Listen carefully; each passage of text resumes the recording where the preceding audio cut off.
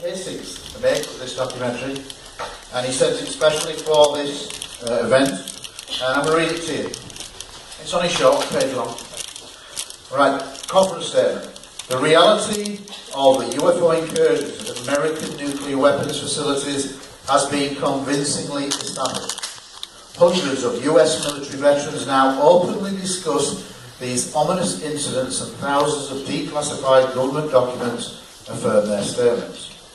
Over the past 4 decades, I have interviewed more than 160 of these veterans regarding their involvement in one case or another. On September the 27th, 2010, CNN live-streamed my UFOs and Nukes press conference in Washington, D.C., during which former US Air Force missilers described occasions when several nuclear missiles mysteriously malfunctioned moments after the dish-shaped craft was seen hovering near underground launch silos. The testimony, taken together with the revelations found in these documents, makes clear that humans' deadliest weapons have been, since their development and in use during World War II, under intense scrutiny by still unidentified observers. Indeed, the situation is still unfolding.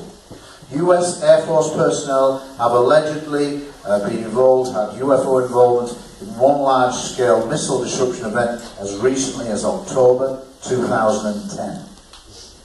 Significantly, documents smuggled out of Russia in the 1990s confirmed that the Soviet Union nuclear weapons were also the focus of the US UFO interest during the Cold War era. In one incident, several missiles were apparently activated and were preparing to launch just as a huge disc hovered over the silo. After 15 terrifying seconds, the unauthorized launch procedure abruptly ended as the UFO moved away in the sky. The ultimate purpose of my research is public education. Someone possessing tremendously advanced technology has monitored and even tampered with American and Russian nuclear weapons for decades.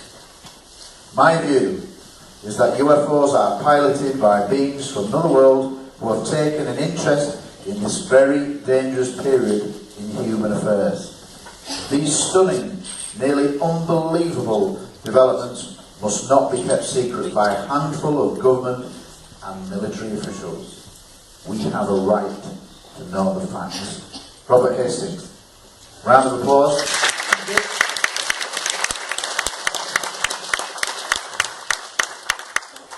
Okay then, Bob. Fire away.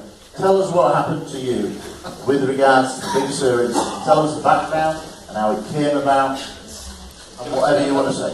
Yeah, you want to say it? Give us it. I've got that later. Howdy, I'm very happy to be here. I'm the guy with the American accent. You might just need to hold it slightly closer. The American accent. As pointed out by my wonderful friend from Scotland. Where are you, dear? There she is, right there. She just revealed she thinks I'm handsome, too. My God, I want to tell you about me because I think it's important for y'all to understand the person who's talking to you, where he or she comes from, why you should believe or not believe. And I think I'm just going to tell a little bit about me and how I got to where I was when this incident occurred to me. First of all, I grew up mainly in Compton, California. Just hold it a little bit closer. A little bit closer. I was just a kid from Compton, and I got a football scholarship, American football, the real football. Soccer is so elegant compared to American football, I'm embarrassed to say it. Anyhow, I got a football scholarship to the University of Southern California, where I studied pre-med, because my father wanted me to be a doctor because he wanted to be a doctor, but his family lost their money in the Great Depression, yada, yada, yada. The moral of what I'm about to tell you is don't ever try to tell your kids what to do. I was in a lab once dissecting something or other with a scalpel, and there was just this awful mess in front of me. And I realized in an epiphany that I didn't like blood or sick people. And so I walked out of that lab and dropped out of the pre-med program, and I was walking across the campus trying to figure out what I was going to tell my pop. It was his money. And I walked across campus, so I came across this little old building, and on the front of it was a crude sign that said cinema. And I thought, cinema? So I walked in, and I found a bunch of geeky kids just like me playing with movie cameras, and I thought, hot damn, that's where I belong. And I joined up and studied that wonderful field and became a professor of television and theater, and did a lot of filmmaking and television too. Now, I was happily working for Walt Disney. It was the Walt Disney.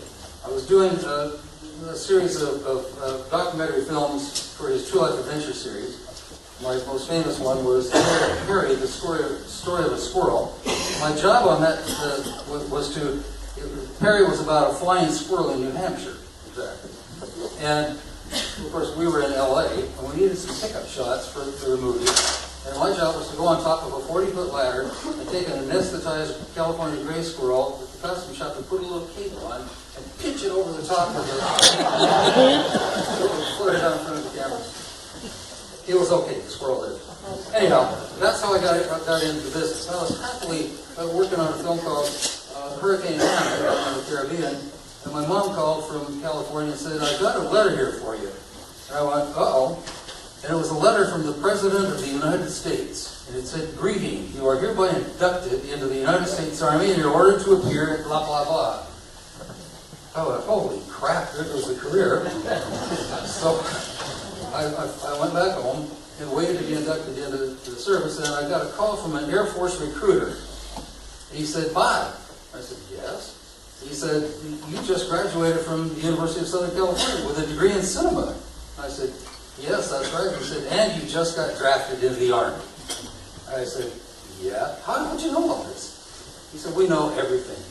And I'm going to make a deal with you. You can go to the Army and carry a rifle around and get your butt shot at, or, since you just graduated with a degree, we can make you a motion picture officer. And you can make documentary films on such subjects as VD and U, how to disassemble the thrust augmented Corroboration." And I said, "I'm in.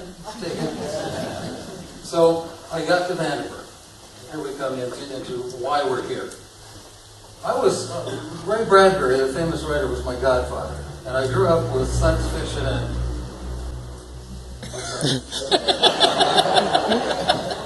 Are they here?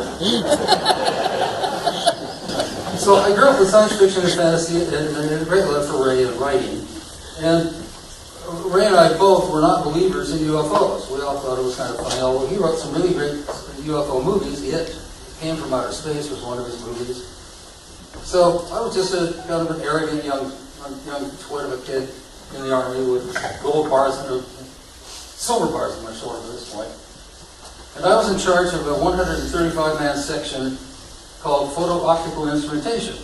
Our assignment was to, with high-speed instrumentation cameras, document every single launch down the Western Test Range, which amounted to some 2 or 3 launches a week. We had tracking devices so we could look up the tailpipe as they flew away. We were just wonderfully in love with ourselves, taking pictures of ICBMs, which we called inter-county ballistic missiles in. Most of them blew up on the pad. One day, Major Florence J. Mansman called me into his office and said, "Bob, I got a project for you." He said, "Do you know anything about Northern California?" And I said, "Well, I've been a beatnik before that, before I got into service, and I used to drive my little MGTV up the coast to Big Sur and smoke odd things and drink odd beverages and hang out with beatnik poets and so forth." So I said, "Yeah, I know something about Big Sur." So he said, "Well, I want you to go up there and see if you can find a location for a tracking site for one of our trackers that will look backward." I'm going to draw a picture here for you, kind of. California is like this. There's a big hump out here that's Big Sur, and then it goes back like this, and here's Vandenberg Air Force Base down here. So if you got up here and you look back that way, you should be able to see the missiles flying away downrange this way. They wanted to see all 3 stages of the power flight. So I went up there with a friend, and we kind of hung out and went up on Anderson Peak, which is owned by the U.S. Forest Service. And up there was this lovely flat space about like this stage here. In front of it, we could see Vandenberg. We could also look down, right down there, and see Kim Novak's swimming pool. Kim Novak was a famous American actress at the time who was extremely well endowed, and a swimming pool. Anyhow, we did a test, and sure enough, we could see the missile, and we could photograph it, so I achieved my goal of getting back to Big Sur. While we were up there, Major Mansfield contacted me and said, Bob, I've got a surprise coming up there for you.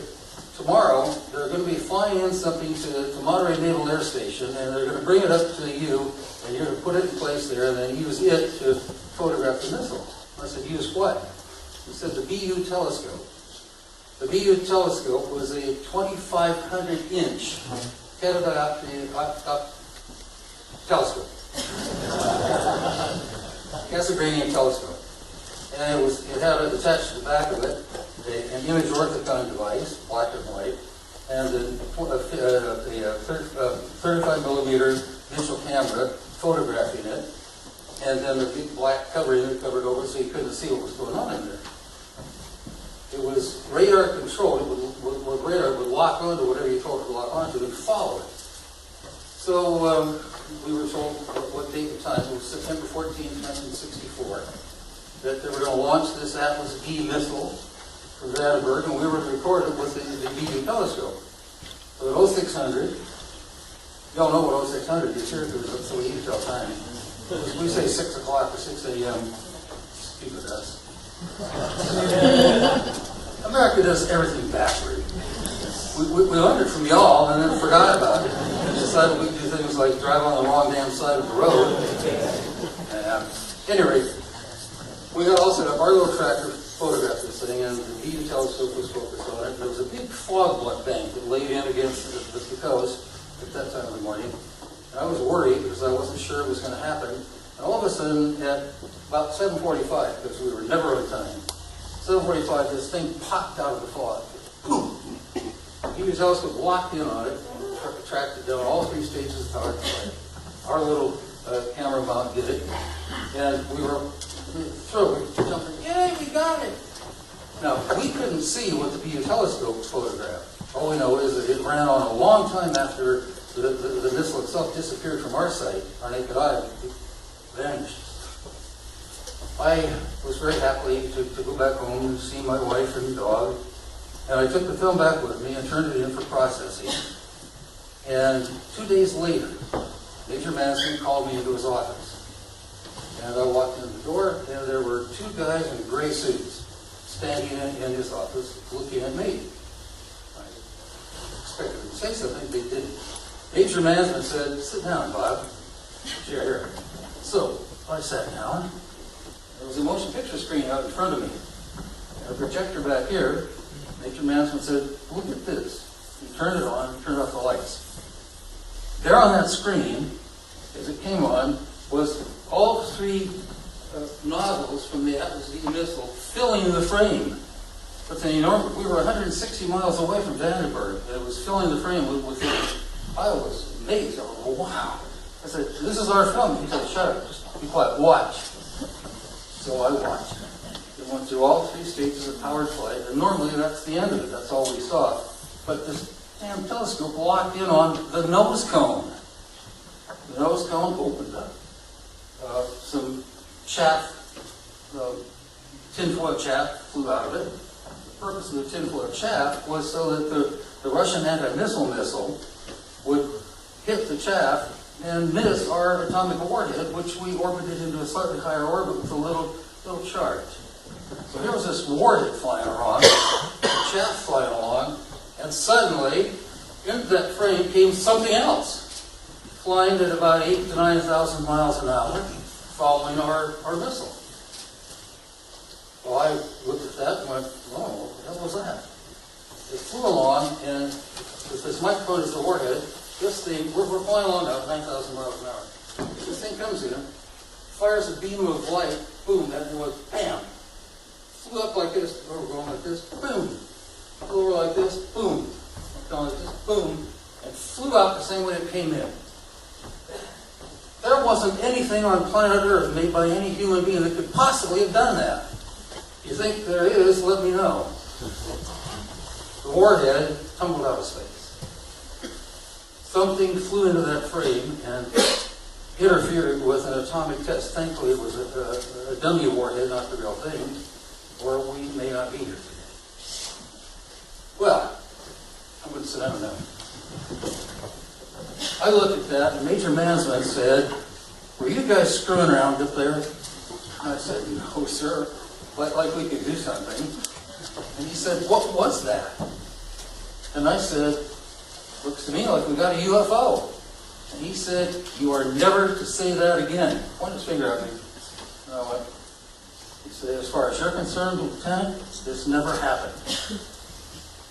Well, he escorted me to the door, told me to go away, and never to talk about it to anybody, so I did for 17 years. But I knew that my life had just been changed dramatically by that vision that I saw with my own eyes, with cameras that I installed, and that damn thing was a UFO. It was an unidentified flying object, clearly under guided control, and clearly not ours, and clearly from someplace else. So, my vision of the universe changed, my wanting to study science has changed. I believe that my entire life changed by that single image. Because I'm here to tell you folks, I didn't hear about this from somebody. Nobody told me about this. I didn't hear a tall tale from somebody who tells me that they were driving their car and they saw a light in the sky. Damn it, all that happened to me. I saw it. I'm a witness. I know that it's real. If you didn't believe they were real before, you can take my word for it, because I don't lie. I ride a Harley Davidson. And I tell the truth. What you guys are doing here is extremely important. You must remember that most of the people on the planet, I think most of the people, don't believe us. For some reason, which I can't explain, I don't know why, whatever it is, they or whoever or what doesn't want us to believe in UFOs. It's not a matter of believing. You can believe in God or not. You can believe in fairies or not. You can believe that Robin Hood will come back to Sherwood Forest and shoot apples off people's heads. Oh, that's the wrong guy, isn't it? But indisputably, absolutely, positively, UFOs are real. We are not alone. And that's an important thing to get hold of. Terribly important. And guys like Gary...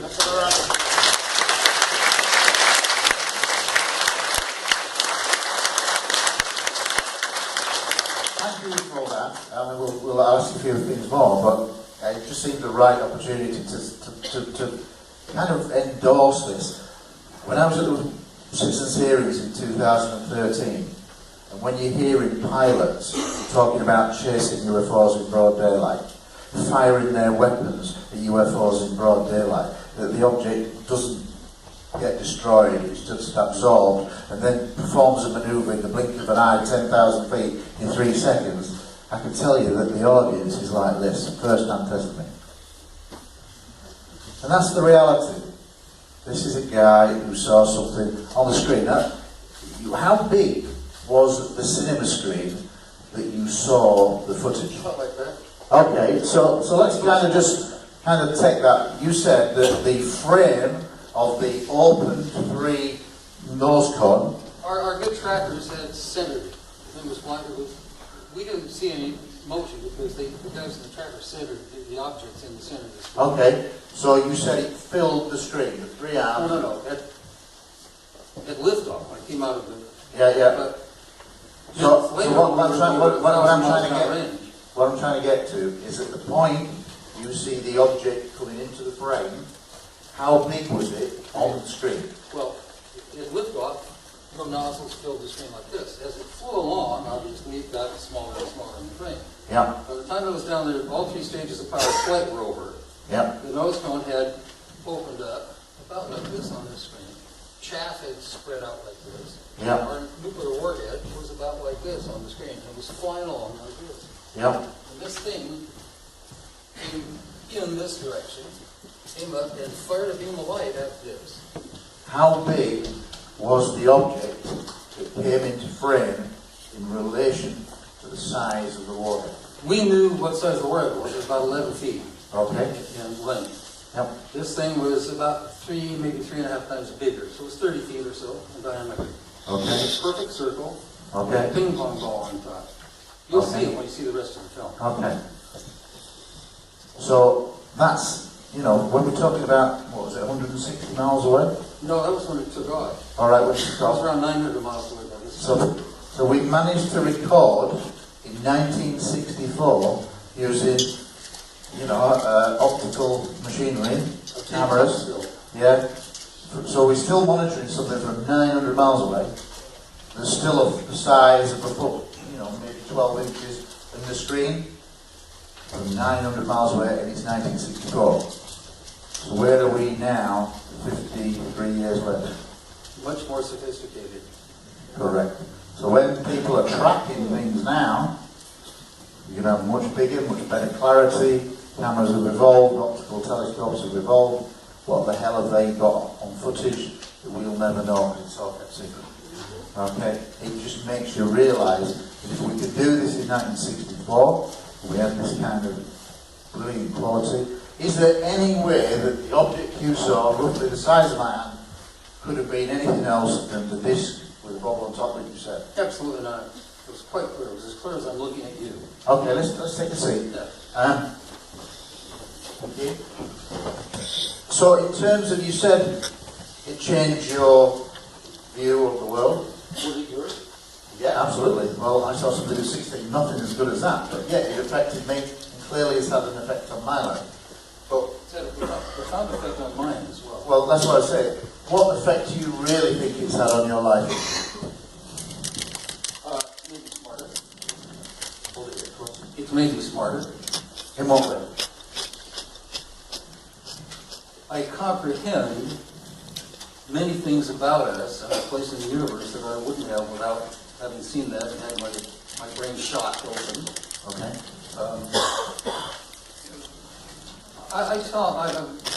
This is only the second one of these conferences I've come to, because after I revealed this episode on a late night talk show once, and then right in a small article in MUFON Journal, I've been attacked. I had my mailbox blown up with dynamite, my farm in Wisconsin. I've had threatening phone calls. My wife, by name, has been named and threatened with grievous sexually oriented harm, which made me so mad I could hardly stand it. Nobody gets to threaten my wife. You can threaten me all you want. You can just dork around with me, but don't you bloody well. Yeah, absolutely. So, I got mad, and I decided that, I talked to Robert about it. Yeah. And I said, what should I do? They're threatening me. He said, go public. Write another article about it. Go into detail. So I did. And I called it Deliberate Deception. And it was published in the MUFON Journal and elsewhere. What year would that have been, roughly? Around about 86. Okay.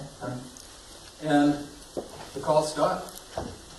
I just went full balls to the wall with my story and what I knew, and threatening to kill people. If any one of you people out there in La La Land come near my wife again, I will kill you. Which is a pretty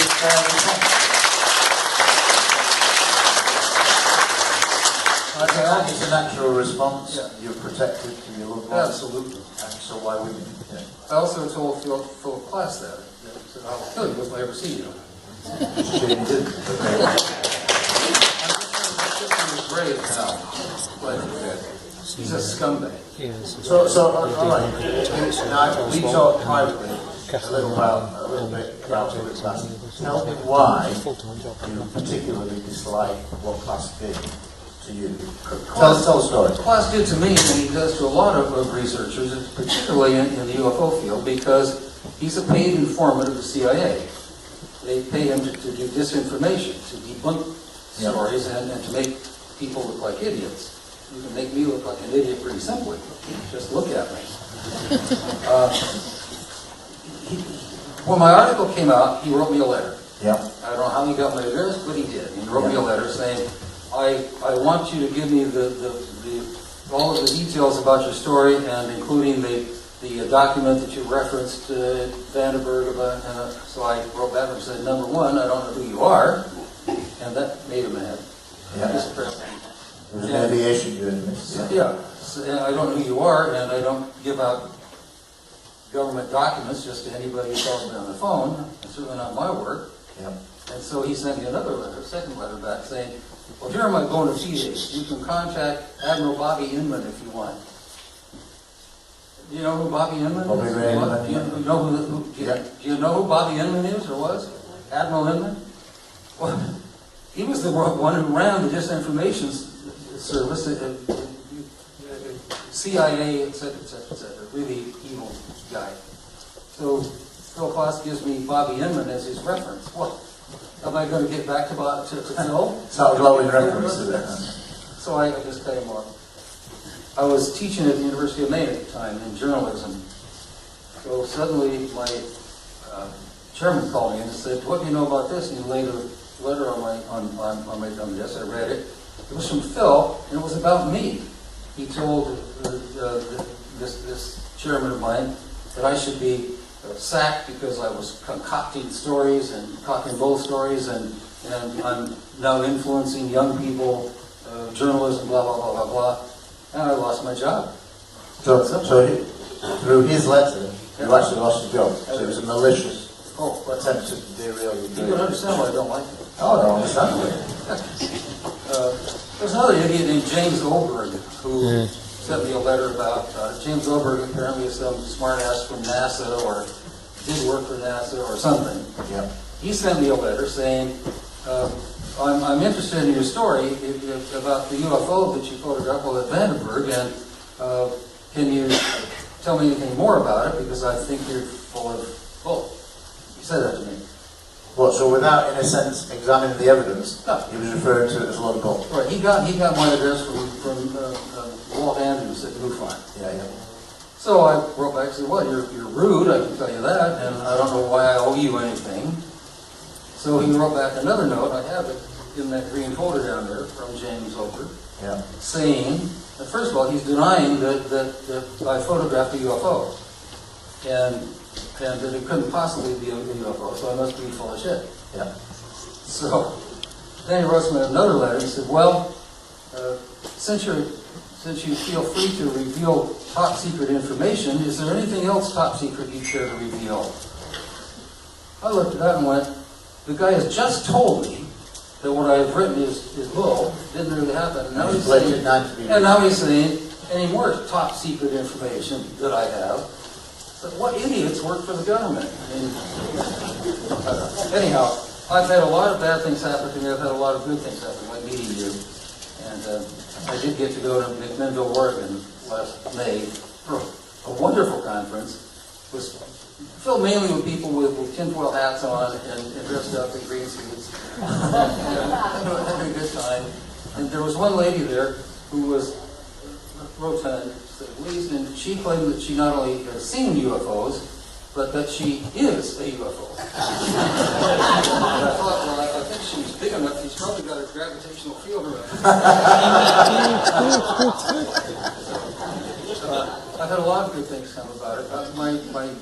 I'm a writer, too. I've just finished my second horror novel, if you're interested. First horror novel is called Season of the Beast. It's at Amazon. You can pick it up for $5.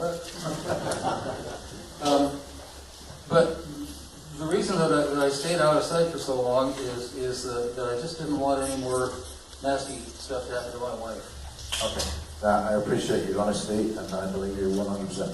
So you're a hero for me, coming out and saying these things. It takes a lot of guts, and a lot of people just don't realise that you put your life on the line, literally, when you're involved in something big, and the threats of death and threats to your family can be very real. But in a sense, you're one of a list of many, many great people who've come out and they're featured in this documentary. Robert is found them. Yeah, no, Robert has done an amazing job. He's the one who got me to come out. Yeah, and I remember you saying that you kept quiet for 17 years, but your story has been corroborated by your commanding officer. Can you tell me how that came about? I wrote the initial article, and a researcher in California named Lee Graham, who's a really wonderful researcher, I think he's still with us, but he contacted me and wanted to know about the issues, so I corresponded with him. And he said, do you think Major Mansman would corroborate your story? I said, I have no idea. He said, well, can I contact Major Mansman? I said, you're a free American citizen, contact whom you want. So he contacted Florence Mansman. Well, I hadn't seen him 17, 18 years since we got out of service. And he then sent me the letter that Mansman had sent to him saying, everything that Bob Jacobs said is absolutely 100% true. It happened just as he said it. Wow. Which is in evidential terms, corroboration. Yeah. So your commanding officer corroborated everything he'd said in his account was real. Which is an incredible thing for him to have done. He could Absolutely, He didn't have to say that. Yeah, no, he didn't. He could have just dropped the thing, let me hanging out there like an idiot. I don't know the answer to this, but did you actually ever get to meet him again? Oh, yes. We Oh, you did, so- We corresponded frequently after that. So you actually physically met in Not person? physically. He lived in Fresno, and I lived in Wisconsin. But you communicated what by letter to tell everyone, etc. All right. Now, we've been going a while. Is there anything else you want to say before we go back to the documentary? Because you can say whatever you want. Because I think you're a brave man. I think it's a great story, and people need to know the very reality of just. I talk always about the 10% that we know, the 90% that we don't know. Well, this is one of those kind of 10% that accidentally kind of has come into our public domain. Yeah? So if this guy didn't come forward, we wouldn't know that's another little percentage part. You could take it to the bank, it happened. Absolutely. No, You'll see it yeah, portrayed here. yeah. I got one thing to ask. Yeah, go on. And this is for Robert. Do the numbers 222, 333, 444, 555 mean anything to anybody in the audience? Not to me. Anybody? Okay. Just check. Why? Just check. Is there an answer? I'll give you an answer. I've been contacted by something that says Robert. Okay. It happens to us, with Robert it happens at 3:33 every morning. With me, not every morning, but every once in a while it happens. With me it's 4:44. He's tapped into some other people now who have the same numerical sequence. And so they'll wake up and realize that they've been shown something. Okay, so in relation to you, Yeah. what have you been shown? I've been shown, I mean, these are dreams, and so it may just be my fantasy of Walt Disney, for whom I work. But at 4:44, I'll have this very strange feeling where I get very hot and I'm dreaming. But the dream I'm having seems like reality. Yes. It's very crystal clear. And I'll be shown that it's always in a desert setting, very dry, deserty, and I never see creatures. But I will occasionally see another human, and we're seated someplace or resting someplace, and they're showing us power sources. What do you mean by power sources? I don't know. Okay. I don't know what they Their tell power me. sources. They tell me that their power sources. They're trying to show me how their power sources work. And of course, I'm too stupid to know. Okay. I just wondered if anybody else had had that phenomenon. So when did this first begin? About 10 years ago. And When Robert and I first started going to. And so Robert is something very similar then? Well, exactly. Okay. He said, one of our meetings, he said, I have this thing that happens to me at 3:33, and I just turned and said, for me it's 4:44, and he went, really? And it was exactly the same type of thing. And his recall is similar to yours? Very similar. He's being shown something or learning something. I don't know whether to believe it myself, but maybe you'll believe anything. Okay, so If you're just happy to wake up every morning and go, thank God, it's another day. yeah, it's hard to follow that, but right. So just kind of before we go back to the documentary, and I remember asking Travis Walton this last year. All these years later, a long time after 1964. Ultimately, when you think about what happened, the good things, the bad things, do you believe it was a positive thing or a negative thing that happened to you? I think anything from which you learn is positive. I was a university professor for 40 years, and I think learning is very valuable. I learned a lot. I've also seen several UFO since. Yeah. My wife and I just last year were riding our motorcycle from Peoria down to Springfield, Illinois.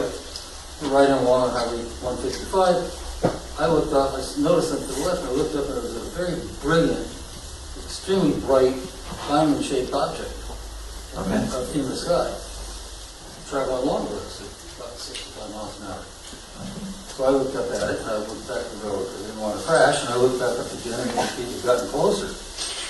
And I looked back at the road, looked back at it, and it pulled away like that, right up into the sky. It was like looking at the sun, it was so bright.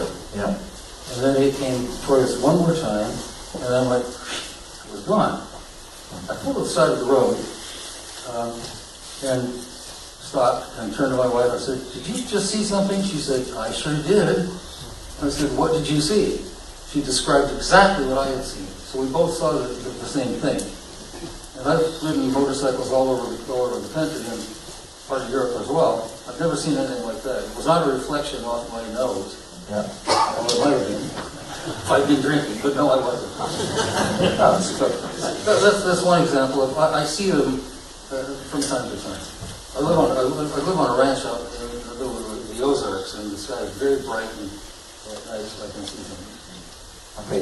In terms of when you just thinking, in terms of when you said that you had your mailbox blown up and that kind of thing, did you ever, or were you ever put in a situation where you met with someone who kind of spoke to you from officialdom or whatever? No. No. All right. Is there anything else before we go back to the documentary that you want to say? I think you've been brilliant. I really appreciate you coming. I think you're a great guy. I've met you recently. I think you're a really good guy. So I think we should be giving this guy a round of applause.